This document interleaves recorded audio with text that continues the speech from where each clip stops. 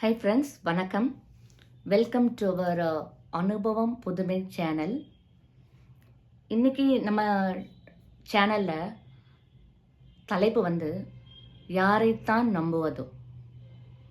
யாரைத்தான் நம்புவதோ. என்னங்க நெகட்டிவாக பேசுகிறேன்னா? இல்லைங்க, நெகட்டிவாக பேசலை, யதார்த்தமாக நான் பேசுகிறேன். ரொம்ப யதார்த்தமாக பேசுகிறேன். நடைமுறை வாழ்க்கையில் நடக்கிறத பற்றி தான் நான் பேசிகிட்ருக்கேன். நான் ஃபஸ்ட்டு நம்ம முதல்லேருந்தே ஆரம்பிப்போம். நம்மளை படைச்சது வந்து கடவுளா? இல்லை. நம்மளை படைச்சது நம்ம பேரண்ட்ஸு. ஸோ அவங்க தான் படைப்பாளிங்க. அவங்க தான் நம்மளுடைய முதல் கடவுள். அப்புறம் தான் அடுத்த கடவுள் எல்லாருமே, இல்லைங்களா? அங்கேருந்தே நான் ஸ்டார்ட் பண்ணுறேங்க. நம்ம பேரண்ட்ஸ்லாம் இப்போ இருக்கிற ட்ரெண்டை பற்றி, இப்போ இருக்கிற சுச்சுவேஷனில் நம்மளுடைய அப்பா அம்மா, நிறைய பேரோட அப்பா அம்மா, அதாவது மோஸ்ட் ஆஃப் த அம்மா அப்பா வேலைக்கு ஓடியாடுறாங்க. நம்ம பசங்களை முன்னுக்கு கொண்டு வரணும், படிக்க வைக்கணும், அதை கற்றுக்கணும், இதை கற்றுக்கணும், இதில் டேலண்டடாக வரணும், அதில் டேலண்டடாக வரணும்னு சொல்லிட்டு ரொம்ப பாடுபடுறாங்க. I don't deny that. ஏன்னா இது காம்படிட்டிவ் உலகம் இது இப்போதைக்கு. ஸோ அதனால் அவங்க வந்து ரொம்ப கம்ப்ளீட் பண்ணுறதுக்காக ரொம்ப கஷ்டப்படுறாங்க. ஸோ அவங்க கடமைகளை வந்து குழந்தைங்களை படிக்க வைக்கணும், வளர்க்கணும், அதுக்கப்புறமா வந்து அவங்கள டேலண்டடாக ஆக்கணும், ஹையர் ஸ்டடீஸ்க்கு ஃபாரினுக்கு அனுப்பணும், வாழ்க்கையில் செட்டில் ஆகணும். இது மட்டும்தான் குறிக்கோளாக அவங்களுடைய வாழ்க்கையை ஒரு ஒரு யார்ட் ஸ்டிக் பெஞ்ச் மார்க்காக வச்சுக்கிட்டு அவங்க வந்து ரன் பண்ணுறாங்க வாழ்க்கையில். அதுதான் சக்ஸஸ் அப்படின்னு நினச்சிக்கிட்டு ரன் பண்ணிகிட்ருக்காங்க. ஓகே, அவங்க அப்படி பண்ணுறாங்க. அந்த மாதிரி பேரண்ட்ஸ் எல்லா பேரண்ட்ஸுமே ஜென்ரலாக வந்து எல்லாருமே அவங்கவுங்க லிமிட்டேஷனுக்கு ஏற்ற மாதிரி ரன் பண்ணிவிட்டு அந்த குழந்தைங்கள வளர்க்குறாங்க. இப்போது அந்த குழந்தை படிக்குது, வளருது, ஹையர் ஸ்டடீஸ் பண்ணுது, வேலைக்கு போகுது. அடுத்தது என்ன பண்ணுவாங்க? மேரேஜ், வெட்டிங், மேரேஜ் பார்க்குறாங்க, கல்யாணம் பண்ணுறாங்க. கல்யாணத்துக்கு முடிஞ்ச பிறகு அந்த க்ஷணமே அப்பாடா நம்மளுடைய கடமை இன்னையோட முடிஞ்சுது அப்படின்ட்டு நினைக்கிற பேரண்ட்ஸ் தான் அதிகம். இதை நீங்கள் ஒத்துக்கிட்டு ஆகணும். இது வந்து ஒரு கசப்பான உண்மை தான் இது. ஆனால் அதுக்காக என்ன நெகட்டிவாக பேசுகிறேன்னு மட்டும் நினைக்காதீங்க. மோஸ்ட் ஆஃப் த பேரண்ட்ஸ் அப்படி தான் இருக்கிறாங்க. கல்யாணத்துக்கு அப்புறம் அந்த குழந்தை நல்லா இருக்கா, நம்ம அது ஆணாக இருந்தாலும் சரி, பெண்ணாக இருந்தாலும் சரி, நம்ம குழந்தைங்க நல்லா வாழறாங்களா, நல்ல அதாவது எந்த கஷ்டம் இல்லாமல் ஒருத்தருக்கு ஒருத்தர் அனுசரணையாக வாழறாங்களா அப்படின்றது பார்க்குறதுக்கு கூட அவங்களுக்கு மனசு வரமாட்டேங்குது. ஏன்னா அவங்க டியூட்டி முடிஞ்சிச்சு. எப்பயோ ஒரு நாள் வந்து ஹாய் பாய் சொன்னாக்கா வாழ்க்கை, நான் நல்லா இருக்காங்க வாங்க வெல்கம் பண்ணுவாங்க. 2 நாள், ஒரு வாரம் 2 வாரம் ரொம்ப சந்தோஷமாக பார்த்துப்பாங்க. அதுக்கப்புறம் ஏன் இன்னும் போகல அப்படின்ற கொஸ்டின் அவங்களுக்குள்ளே எழ ஆரம்பிக்கும். ஏன்னா அவங்க லிமிட்டேஷன் அவ்வளோதான். அதை பற்றி நான் குறை சொல்ல வரல. ஏன்னா அவங்களுக்கு அதுவே மீறி நிறைய கமிட்மெண்ட்ஸ் இருக்கலாம். ஒத்த குழந்தையாக இருந்தாக்கா ஒன்றும் சொல்கிறதுக்கு இல்லை. அதுக்காக அடுத்தடுத்து யாருன்னா குழந்தைங்க இருந்ததுன்னா அவங்களோட கமிட்மெண்ட்ஸ் எல்லாம் இருக்கலாம் இல்லைங்களா? அதனால் அவங்க அப்படி நினைக்க வாய்ப்பு இருக்குன்னு சொல்ல வரேன் நான். ஆனாலுமே கல்யாணம் பண்ண பிறகு நம்ம குழந்தைங்களுக்கு ஏதாவது ஒரு பிரச்சனைனா நம்ம தாங்க முன்னாடி போய் நிற்கணும். முன்னாடி போய் நின்று அதை சார்ட் அவுட் பண்ணுறதுக்கு ட்ரை பண்ணணும். பண்ணுறாங்களா? இல்லை. எத்தனை பேரண்ட்ஸ் பண்ணுறாங்க? மேபி நிறைய parents, most of the parents பண்ணுவாங்க, இல்லைன்னு சொல்லலை.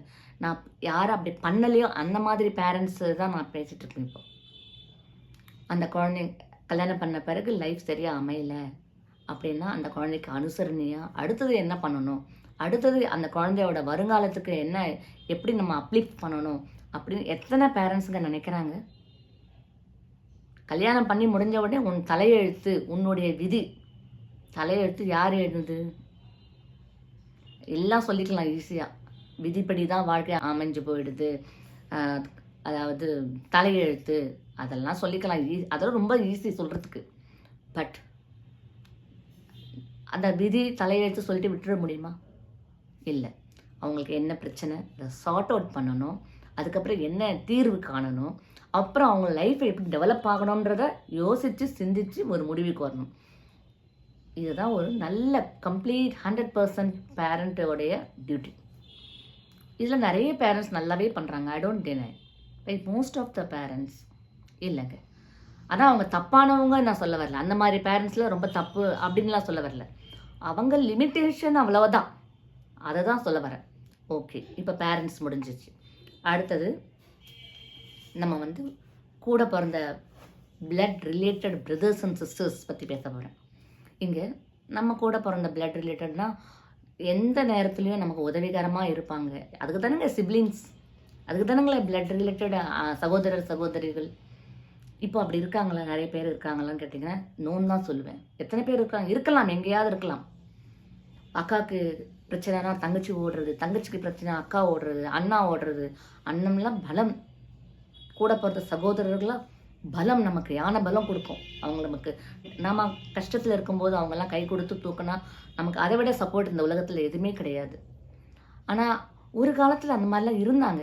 இப்போ இருக்கிறாங்களா நீங்கள் கேட்டிங்கன்னா எனக்கு தெரிஞ்சு இல்லை தான் சொல்லுவேங்க. இதுலேயும் நான் அவங்கள குறை சொல்லலை, ஏன்னா அவங்களுக்கு ஒரு கமிட்மெண்ட்ஸ். இப்போ வந்து வாழ்க்கை வந்து ஓடுறாங்களே, சொன்னேன் இல்லைங்களா, வாழ்க்கையில் முன்னுக்கு வரணும் அப்படின்ற ஒரு எண்ணத்தில் அவங்க ஓடுறாங்க. அதனால் தான் லைஃபு, தான் ஒய்ஃபு, தான் பசங்க, தான் குடும்பம், இப்படி தான் அவங்க லைஃப் போயிட்டே இருக்க தவிர நம்ம கூட பிறந்தவங்களை பற்றி சிந்திக்கிறதுக்கு கூட அவங்களுக்கு டைம் கிடையாது. ஸோ அதனால் அவங்களோட லிமிட்டேஷன் அவ்வளோதான் அப்படின்னு நான் சொல்கிறேங்க. இப்போது இதுலேயும் ஒரு சில கூட பிறந்த சகோதர சகோதரிகள் இன்றைக்கு வரைக்கும் ரொம்ப ஒற்றுமையாக, அனுசரணையாக, ஆதரவாக, கஷ்டத்துக்கு ஈடு கொடுத்துக்கிட்டு சந்தோஷத்தில் பகிர்ந்துக்கிட்டு இருக்கிற பிரதர்ஸ் அண்ட் சிஸ்டர்ஸும் இருக்கிறாங்க. அவங்கெல்லாம் வாழ்க வளமுடன். இது இப்படி முடிஞ்சதுங்களா? இப்போ கூட பிறந்தவங்க அடுத்தது வரும். அடுத்தது நம்ம உற்றார் உறவினர்கள், ரொம்ப முக்கியமானவங்க அவங்கெல்லாம் இல்லைங்களா. அவங்க வந்து இதுலேயும் உற்றார் உறவினர்கள் நான் சொல்லும்போது ஒரு சில உற்றார் உறவினர்கள் வந்து நமக்காக பரிஞ்சு பேசுகிறதுக்கு, நம்ம கஷ்ட காலத்தில் ஹெல்ப் பண்ணணும் அப்படின்னு நினைக்கிறவங்க வந்து ஒரு 25% இருப்பாங்க. ஆனால் மீது 75% இருக்கிறாங்க பாருங்கள்.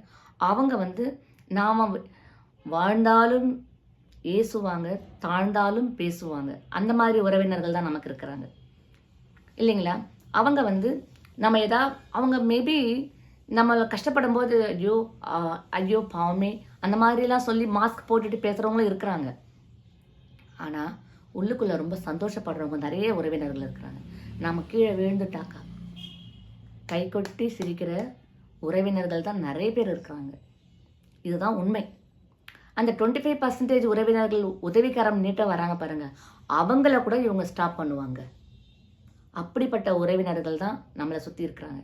இங்கேயும் நான் சொல்கிறேன், எல்லா குடும்பத்துலேயும் அப்படி நீங்கள் சொன்னீங்கன்னா இல்லை, மோஸ்ட் ஆஃப் த ரிலேட்டிவ்ஸ் இப்படி தான் இருக்கிறாங்க. நான் யாரையுமே மனசு புண்படுத்துறதுக்கு இங்கே சொல்லலை.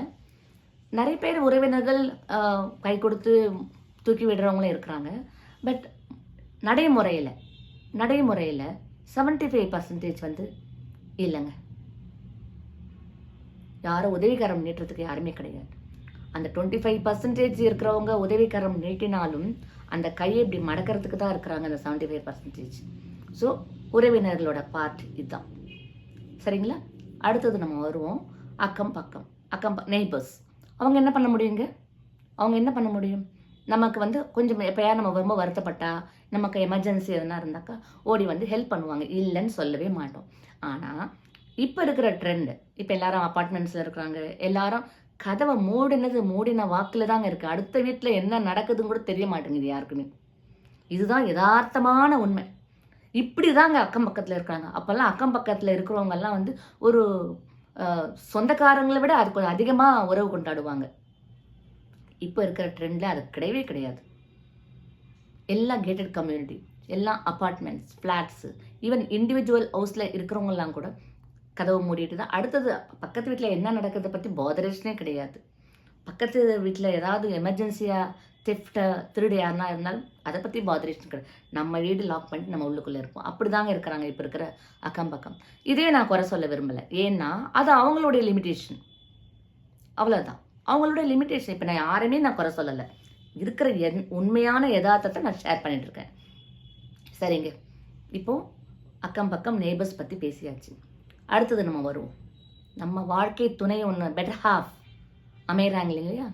அவங்கள பற்றி பேசலாம். அவங்கள நீங்கள் சொல்லுங்கள், எத்தனை பேரோட வாழ்க்கை துணை சரியான முறையில் அமைஞ்சிருக்குன்னு நீங்கள் சொல்லுங்கள் பார்க்கலாம்.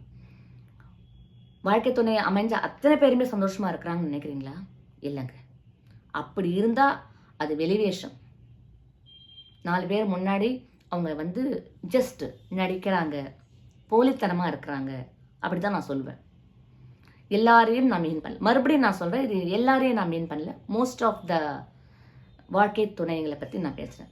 வாழ்க்கை துணை இங்கே நான் மீன் பண்ணுறது போத் த ஜெண்டர்ஸ், கணவன் மனைவி, போத் த ஜெண்டர்ஸ் ஐ மென்ட். எல்லாரும் உண்மையாக இருக்கிறாங்களா? இல்லைங்க. போலித்தனம் ஜாஸ்தி நிறைய இருக்குது. அந்யோன்யமாக இருக்கிறாங்களா? எத்தனை பேர் அந்யோன்யமான கப்பல் இருக்காங்க நீங்கள் சொல்லுங்கள் பார்க்கலாம். விரலை விட்டு எண்ணிடலாம். இப்போ அப்படி கிடையாதுங்க. இப்போ ஏன்னா இது லேட்டஸ்ட் ட்ரெண்ட், உலகம் மாறிடுச்சு, கலியுகம். நீயா நானா, நானா நீயா, அப்படி தான் வாழ்க்கை வாழ்ந்துட்டு இருக்காங்க. ஹஸ்பண்ட் ஒய்ஃப் விட்டு கொடுத்து வாழறாங்கன்னு நீங்கள் நினைக்கிறீங்களா? கிடையவே கிடையாது. ஷேர் பண்ணி வாழறாங்க. ஷேரிங் ஹஸ்பண்ட் ஒய்ஃப்குள்ள என்னங்க அன்பு மட்டும் தாங்க ஷேர் பண்ண முடியும். பணத்தை ஷேர் பண்ணி வாழ்கிறதுன்றது அது நாளடைவில் அப்படியே அன்பு குறைஞ்சிட்டே வந்துடும். அன்பை மட்டும்தான் ஷேர் பண்ணி வாழணும். இது எத்தனை பேர் இந்த கடைபிடிச்சு வாழ்கிறாங்கன்னு எனக்கு தெரியல. பட் வாழ்க்கை துணை அமையிறது கூட அப்போல்லாம் சொல்லுவாங்க, கடவுள் கொடுத்த வரம், இறைவன் தலையெழுத்து, விதி அப்படிலாம் சொல்கிறாங்க. அது விதியோ மதியோ இல்லை தலையெழுத்தோ அதெல்லாம் எனக்கு தெரியாதுங்க. ஆனால் எத்தனை பேருக்கு வாழ்க்கை துணை நல்லபடியாக அமைஞ்சிருக்கு அப்படின்னு கேட்டோம்னா அது ஒரு பெரிய கொஸ்டின் மார்க் தான்.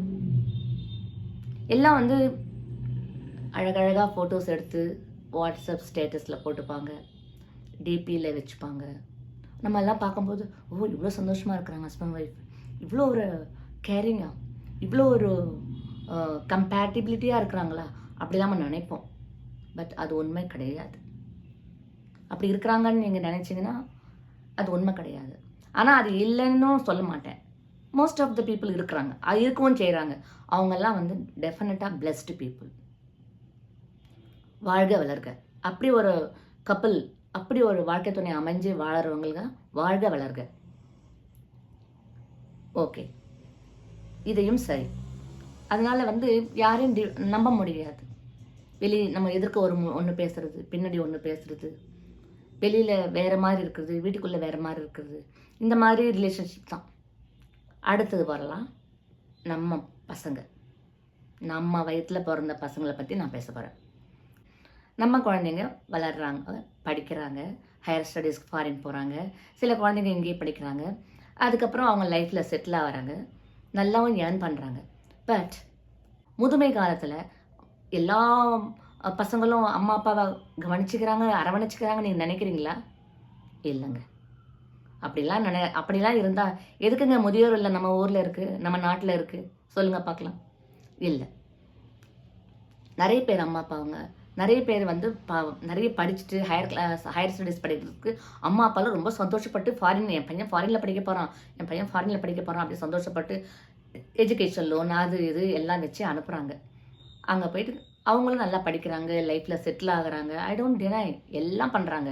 பேரண்ட்ஸ்க்கு பணமும் அனுப்புகிறாங்க. பட் பேரண்ட்ஸ் சந்தோஷமாக இருக்கிறாங்களா? இல்லைங்க. இப்போது எனக்கு தெரிஞ்சு நான் ஒரு சின்ன அனுபவத்தை நான் சொல்கிறேன். என்னோட ஒர்க் பண்ண ஒரு கலீக், நான் ஒர்க் பண்ணுற பிளேஸில் ரொம்ப சந்தோஷமாக பேசுவாங்க. என் ஹஸ்பண்ட் அப்படி, என் குழந்தை இப்படி, என் குழந்தைங்க ரொம்ப தங்கம், அப்படி இப்படி தி பெஸ்ட்டு, அப்படி எனக்கு எல்லாமே என் வாழ்க்கையில் அமைஞ்சிருக்கு, தி பெஸ்ட்டு தான் என் குழந்தைங்கள்லாம் எனக்கு அமைஞ்சிருக்கு, அப்படிலாம் ரொம்ப சந்தோஷப்படுவாங்க. எனக்கு ஒரு காலத்தில் அவங்கள பார்த்து ரொம்ப ஆச்சரியப்படுவேன். அப்படியா? ஏன்னா அவங்க என்னை விட ரொம்ப சீனியர் மோஸ்ட். அப்படிப்பட்ட குழந்தைங்க இன்றைக்கி நான் சோஷியல் மீடியாவில் நான் பார்க்குறேன். அந்த அம்மா முதியோர் இல்லத்தில் இருக்காங்க. பசங்கள்லாம் ஃபாரினில் செட்டில் ஆகிருக்காங்க. பையனும் சரி பொண்ணும் சரி ஃபாரினில் மேரேஜ் ஆகிட்டு ஃபாரினில் செட்டில் ஆகிருக்காங்க. இப்போது அந்த அம்மா தனியாக இருக்கிறாங்க. கொஞ்சம் சமீபத்தில் அவங்க ஹஸ்பண்ட் இறந்துட்டாங்க போல இருக்கு.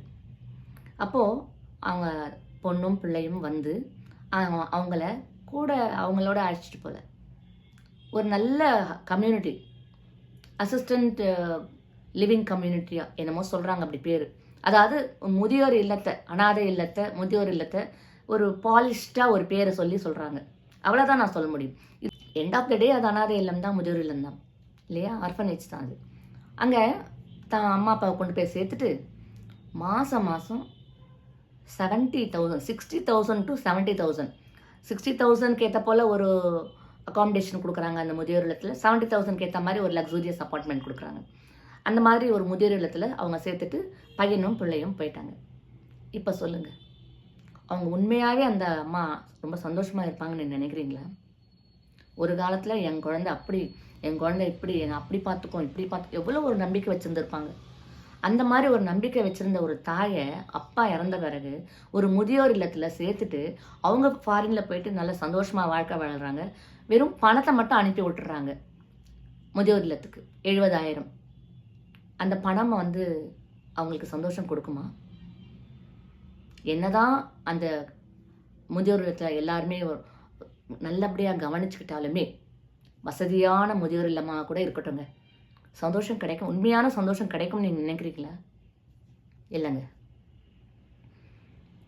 வயசான காலத்தில் நம்ம குழந்தைங்க நம்மளை கேர் பண்ணி நாம் அவங்களோட இருந்து நம்ம பேர குழந்தைங்களை கவனிச்சுட்டு நம்ம பேர பிள்ளைங்களோட நம்ம வாழ்க்கையை பயணிச்சுக்கிட்டு கடைசி காலம் வரைக்கும் நம்ம பேர பிள்ளைங்களோட இருக்கணும் அப்படின்னு வாழறாங்க பாருங்க.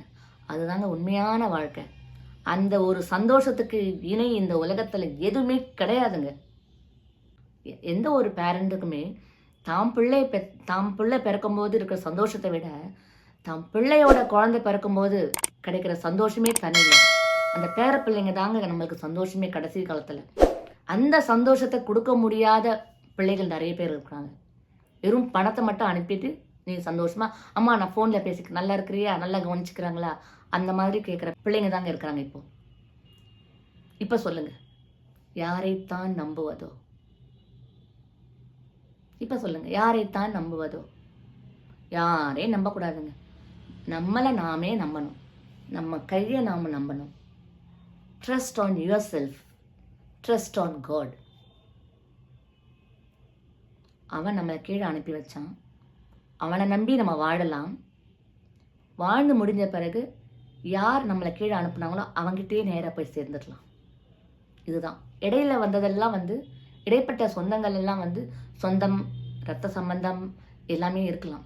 பட் உண்மையான முகம் தெரிய வரும்போது நம்ம மனசு ரொம்ப சங்கடப்படும். அதனால் எந்த எக்ஸ்பெக்டேஷன் இருக்கக்கூடாது.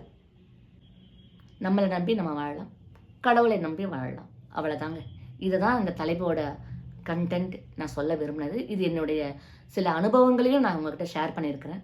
கண்டிப்பாக நீங்களும் சிந்திப்பீங்கன்னு நினைக்கிறேன். ஆனால் யார் மனதையும் புண்படுத்துகிற அளவுக்கு நான் எதுவும் பேசலைங்க. உண்மையை மட்டும்தான், யதார்த்தமான உண்மையை மட்டும்தான் நான் ஷேர் பண்ணியிருக்கேன். இதுலேயும் நல்ல பேரண்ட்ஸ் இருக்கிற, நான் யாரையும் குறை சொல்லலை. அவங்கவுங்களுக்கு கமிட்மெண்ட் இருக்குது, அவங்கள சுற்றி ஒரு வட்டம் இருக்குது. அந்த வட்டத்தை விட்டு வெளியில் வர முடியல அவங்களால. ஏதான் நம்மளுடைய வாழ்க்கை அந்த மாதிரி ஆயிடுச்சு. ஆசைகள், டிசையர், ஓடி ஓடி உழைக்கிறது, மேலே மேலே உழைக்கிறது. ஏங்க இருக்குக்கு ஒரு வீடு, வசதியான நமக்கு இப்போ இருக்கிற வசதிக்கு எல்லாத்துக்குமே எல்லா வசதியும் நீங்கள் பெற்றுங்க. அதுக்கும் மேலே என்ன வேணும் வாழ்க்கையில் சொல்லுங்கள்? ஆசைகள், டிசையர் அதிகமாக அதிகமாக அதிகமாக எல்லாரும் பணத்து பின்னாடி ஓட ஆரம்பிச்சிட்டாங்க. பணத்து பின்ன ஓட ஆரம்பித்தவங்களால எப்படிங்க உறவுகளை காப்பாற்றிக்க தெரியும், உறவுகளை அரவணைச்சிக்க முடியும்? சொல்லுங்கள் பார்க்கலாம். நேருக்கு நேர் பேசிக்க கூட டைம் இல்லைங்க. ஓடுறாங்க, காலில் சக்கரம் கட்டிட்டு ஓடுறாங்க. ஸோ இந்த மாதிரி ஒரு உலகத்தில் அவங்க வாழ்ந்துட்டு இருக்காங்க. நம்ம யாரையும் குறை சொல்கிறதுக்கு இல்லை. அதையும் மீறி சிலர் இருக்கிறாங்க. அவங்களுக்கெல்லாம் என்னோட நன்றி. வாழ்க வளமுடன். இதுதாங்க என்னுடைய இன்றைய அனுபவம். அதாவது யாரைத்தான் நம்புவது? யாரையுமே நம்பாதீங்க. உங்களை மட்டும் நீங்கள் நம்புங்க. உங்களை படைச்ச அந்த கடவுளை நம்புங்க. எண்ட் ஆஃப் த டே எல்லாரையும் படைச்சவர் அவர் தான். அவரை நம்புங்க. யார் மனதாவது புண்படுத்தியிருந்தா என்னை மன்னிச்சுக்கோங்க. யதார்த்தமான உண்மை தான் நான் சொல்லிட்டு இருக்கேன். Thanks friends. மறுபடியும் இன்னொரு அனுபவத்தை நான் ஷேர் பண்ணுறேன். நன்றி, வணக்கம்.